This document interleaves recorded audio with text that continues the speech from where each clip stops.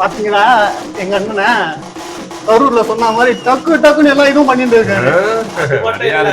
எல்லாத்தையும் பண்றதெல்லாம் வீடியோ போட்டு இருக்காரு. மெயினா பாக்கணும். நிறைய வீடியோ பார்த்தேன். இப்ப அதை பத்தி பேச போறேன் தம்பி. சொல்லுங்க. ஒண்ணு இல்ல, இந்த சூயஸ் தனி நிறுவனத்துக்கு எதுக்கு தண்ணீரை கொடுத்தீங்க? அதுக்குதான் உங்க அண்ணன் வந்து கோட்டை போட்டு சுத்திட்டு இருக்காரா? கார்பரேட் கிரிமினல் அப்படின்றாரு. அந்த வேலையை பார்த்துட்டாரு போல.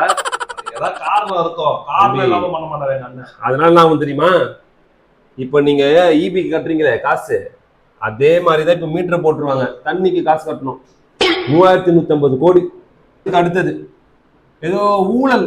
டிவிக்கு இன்னொரு பேர் இருக்கு. என்னது? ஊழல் இல்ல ஆட்சி. அதான் தம்பி, அதுதான் சொல்றேன். உங்க அமைச்சர் ரமேஷ் இருக்கார்ல, கோயில் நிறுவனத்தை 100 கோடியை வந்து 2 கோடிக்கு வாங்கியிருக்காரு. இதுக்கு பேர் என்னது? தவறு ஏதாவது நடந்தது. தவறு அது எப்படிப்பா? எங்க ஆட்சியோட கிளவர் அது.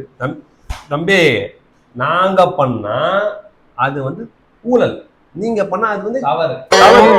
லஞ்சம் இல்லாத ஆட்சி எங்க ஆட்சி. வீடியோ பாத்தீங்களா?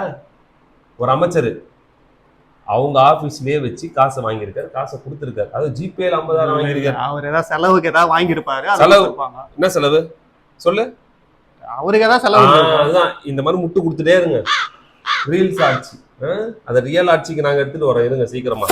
ஆக்டிங் சிஎம்மா இருந்த ஒருத்தரை அப்படியே ஆஃப் பண்ணி கொஞ்சம் ஒரு வாரமா இவர் தான் சிஎம்னு உங்க அண்ணன் ஆட்டிக்கிட்டு இருக்காரு. அது ஆடுறது எதுக்குன்னா பின்னாடி இந்த மாதிரி வேலை பாக்குறதுனால தான் போல இருக்கு. இதெல்லாம் உங்க ஜி சொல்லிதான் செய்றீங்க போல. சரி, சீக்கிரம் முடிக்கிறோம். இப்ப பாட்டை போடுறா.